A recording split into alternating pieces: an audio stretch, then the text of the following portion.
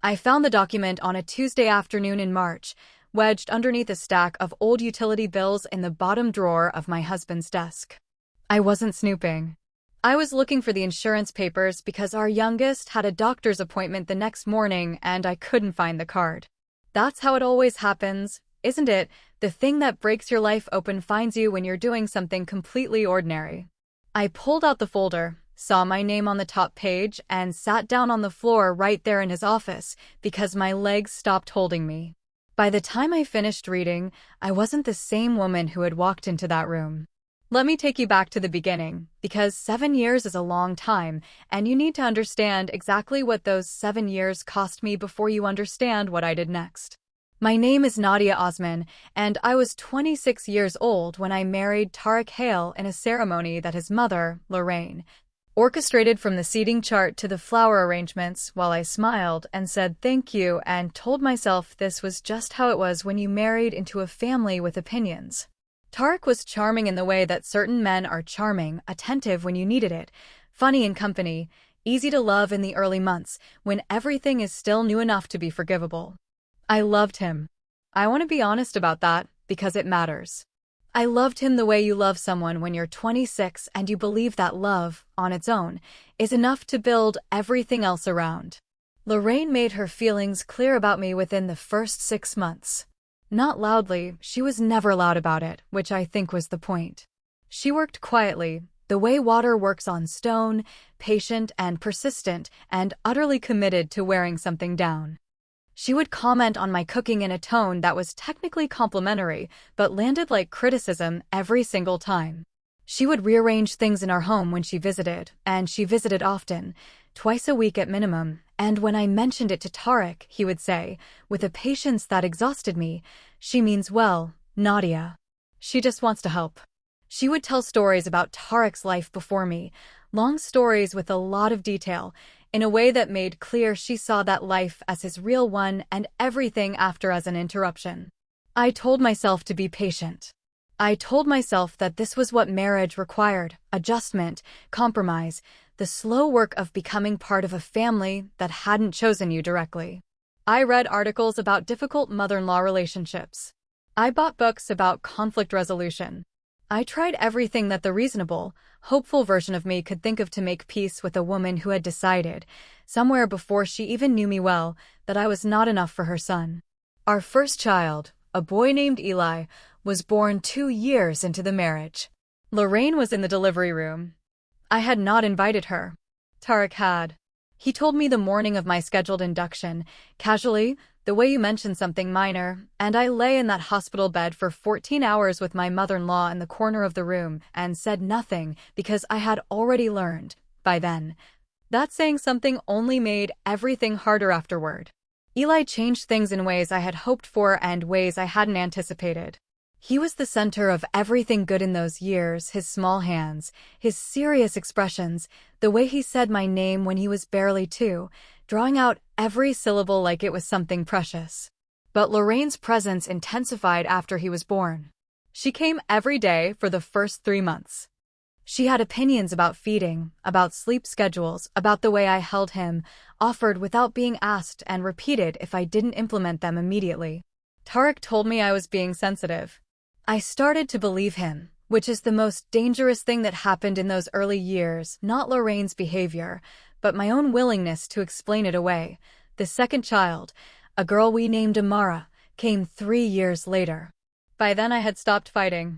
Not consciously, not as a decision I made and acknowledged, I just ran out of the particular kind of energy that fighting requires, and I redirected what was left of it into the children, into the house, into the 1,000 small things that needed doing every single day. I cooked every meal from scratch because Lorraine had once said, in front of guests, that she hoped Tariq wasn't living on takeout. I kept the house immaculate because she ran her finger along surfaces when she arrived, and I had learned to dread the small pause when she found something. I never raised my voice. I never said the true version of what I was thinking. I became, without ever intending to, exactly the kind of woman Lorraine had always wanted her son to have: quiet, efficient, invisible. Tariq noticed none of it. Or perhaps he noticed and found it convenient. That is the question I spent years unable to answer, the one that kept me up late after the children were asleep, turning over in the dark. Did he not see what was happening to me, or did he see and choose not to name it because naming it would have required him to do something about it? I don't know, even now, which is worse. There were good periods. I want to be fair about that too. There were summer evenings in the backyard when Tarek played with the children and laughed in a way that reminded me why I had married him, and I would feel something warm and cautious move through me, the possibility that things were better, that I was wrong to have felt as miserable as I had. Lorraine had a health scare 2 years after Amara was born that kept her home for 3 months, and in her absence something in the house relaxed, the air felt different, lighter, the way a room feels after you open a window that has been shut too long. I hated myself for noticing. I told myself I was a terrible person for the relief I felt. I have since stopped hating myself for that. The 5th year of our marriage was the one that I now think of as the turning point, though I didn't recognize it as that at the time. Tarek started working later. Not dramatically, not in a way that I could point to and say something is wrong, just incrementally, the way the light shifts in autumn. Gradual enough that you don't notice until one evening you realize it's dark at 5 o'clock and you don't know exactly when that started happening.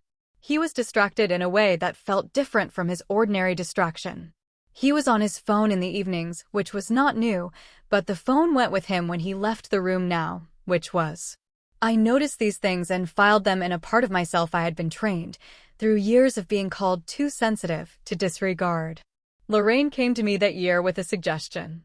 She said, with the particular warmth she deployed when she wanted something, that perhaps I should think about going back to work, since the children were older now and there was no reason for me to be home full-time anymore. I had given up my job as a graphic designer when Eli was born, at Tarek's request, because he had said we could afford it and he wanted the children to have a parent at home. I had agreed because I loved my children and because I had wanted to believe that this was a decision made out of love. Lorraine's suggestion felt, in the way that her suggestions always did, less like an offer and more like a notice. I mentioned it to Tarek that night. He said it wasn't a bad idea. I went back to work the following spring, freelance at first, taking on small projects from my home office while the children were at school. I was rusty, and then I wasn't. I had been good at what I did before the marriage, and the skill came back faster than I expected, the way certain things do when they're native to you rather than learned. I started to remember, working alone in that room with a deadline and a brief and a blank screen, who I had been before I became the woman who ran her finger along surfaces before her mother-in-law arrived. The memory was uncomfortable and necessary at once, and then came the Tuesday in March.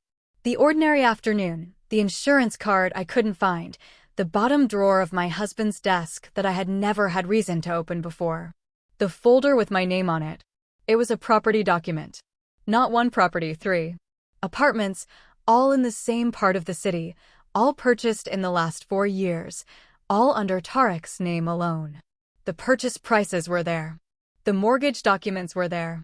And the source of the down payments, listed clearly in the financial history attached to each file, withdrawn from our joint account, 3 separate times, in amounts that should have required my signature and apparently had not.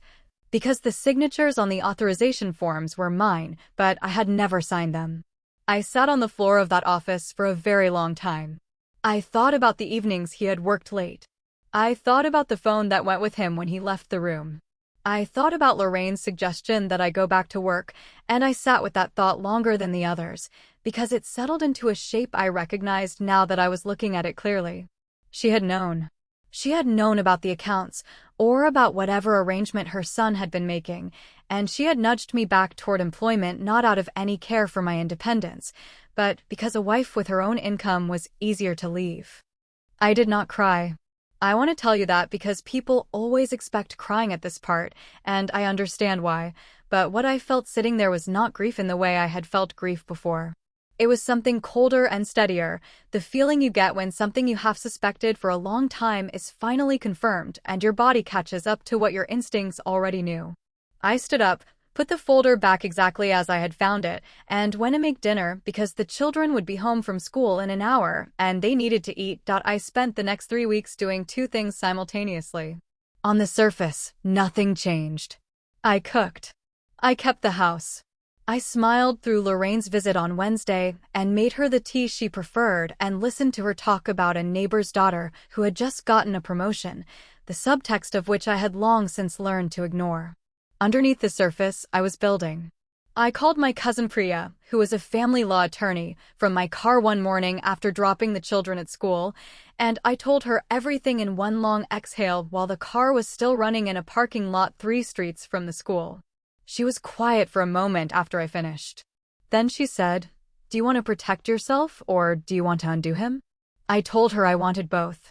Priya was precise and calm in the way that people who are very good at their work tend to be when the situation is serious. She explained what the forged signatures meant, legally. She explained what 3 undisclosed property purchases meant in the context of a marriage with joint finances. She explained what I was entitled to, and what I could pursue, and what documentation I would need, and how to gather it without alerting Tarek before we were ready. I took notes. I went home and I made lunch, and I helped Amara with her reading homework, and I felt, for the first time in a very long time, like myself, not the quiet woman who ran her finger along surfaces, but the woman who had once been good at something, who had instincts worth trusting, who was capable of planning. It took 4 more weeks to gather everything Priya needed. I photographed every document in that drawer over the course of 2 different sessions, when Tarek was at the gym and the children were asleep. I pulled together 7 years of bank records, which I had full legal access to as a joint account holder, and I sent them to Priya in encrypted files. I opened a personal bank account at a different bank from the one Tarek and I shared, and I moved 3 months of my freelance income into it, which was my money, earned by me, and entirely legal to move. I found an apartment, not grand, but enough, 2 bedrooms, good light, close enough to the children's school that nothing about their daily lives would need to change immediately. I paid the deposit from my personal account. I told Tarek on a Friday evening after the children were in bed. I did it calmly, sitting across from him at the kitchen table, with my phone on the table in front of me, recording the conversation because Priya had advised it. I told him I knew about the properties. I told him I had documentation. I told him I had a lawyer. I watched his face move through several expressions in quick succession: surprise, then calculation, then something that looked almost like relief, which told me more than anything he said afterward. He said, "Nadia, let me explain." I said, "Priya will be in contact with your lawyer on Monday." He said his mother hadn't known. I didn't respond to that, because the response I had was not one I intended to say out loud, and it didn't matter anyway. What mattered was the document, and the signatures, and the 7 years I had given to a household that had been quietly working around me the whole time. I told Lorraine myself, the next day, because I decided she deserved to hear it from me directly. I went to her house alone, which was the first time I had been there without Tarek in 7 years. I sat across from her in the living room where she had first made her feelings about me clear, in the subtle, patient, water-like way that she did everything. I told her what I had found. I told her what I was doing about it. I told her that I would always make sure she had access to Eli and Amara, because they loved her and that was not their fault. And then I told her something that I had been carrying for a very long time. "I know you never thought I was enough for him," I said. "I spent 7 years trying to change your mind. I'm done trying. But I want you to know that whatever you thought about me, whatever you believed I wasn't, you were wrong. And the way things have ended will prove that more clearly than anything I could have said." She didn't respond immediately. She sat very still, the way she always did when she was deciding something, and when she finally spoke she said, "I was trying to protect him." "I know," I said. "That's the saddest part." I left her house and sat in my car for a while, not crying, just breathing, the way you do when something large and long overdue has finally been set down. Then I drove to pick up the children from school, because it was a Friday and we had a tradition of getting ice cream on Friday afternoons, and I was not going to let any of this take that from them. The divorce took 11 months. The forged signatures were significant. Legally, Priya had been right about that. The settlement gave me the family home, child support, and a portion of the value of the 3 properties, which amounted to more than I had known was there. Tarek's lawyer tried several approaches. each of which Priya handled with the quiet efficiency of someone who had been doing this a long time and was not impressed by any of it. Lorraine sent me a letter 3 months into the process. 2 paragraphs, handwritten, that said less than it could have and more than I expected. She said she had not known about the signatures. I chose to believe her, not because I was certain it was true, but because it cost me nothing to give her that, and it cost her something to write it. She also said she was sorry for the way she had treated me, in the careful, hedged way that people apologize when they're sorry for the outcome, but not entirely sure about the behavior. I filed it and moved on. I moved into the apartment with Eli and Amara on a Saturday in November. It was not a sad day, though I had worried it would be. Eli, now 6, immediately claimed the corner of his bedroom near the window for his books. Amara, 3, spent 40 minutes arranging her stuffed animals on her new bed with an attention to placement that made me laugh. We ordered pizza for dinner and ate it on the floor because the furniture was still being arranged, and I looked at my 2 children eating pizza on a carpet in a new apartment on a gray November evening and felt something I had not felt in a very long time. The uncomplicated sensation of being exactly where I was supposed to be. I went back to design work full-time the following January. Within 2 years, I had more clients than I could comfortably manage and had started turning down work, which was a problem I had not anticipated and was grateful for. I hired a part-time assistant. I started sleeping properly, the deep sleep that I realized I had not had in years without the low-level vigilance that had become so normal I had stopped recognizing it. My friends, some of whom I had let drift during the marriage without fully understanding why, came back, slowly at first, then in the easy way that real friendships resume when the obstacle is removed. People ask me sometimes what I would say to the version of myself who was 26 years old and standing at the beginning of that marriage, hopeful and in love and completely unaware of what the next 7 years would require. I think about this question more than I let on. The honest answer is that I don't know if that woman would have heard anything I had to say. She was so certain that love was enough, so committed to believing that patience and effort and goodness would eventually be returned in kind. I am not sure I would want to take that certainty from her even if I could. What I know now that she didn't is something that cannot be taught in advance, that silence is only a virtue when it is a choice, and that the moment it becomes a reflex. The moment you stop speaking not because you have decided to but because you have forgotten you were allowed to, that is the moment you owe yourself a different kind of attention. I am 34 years old.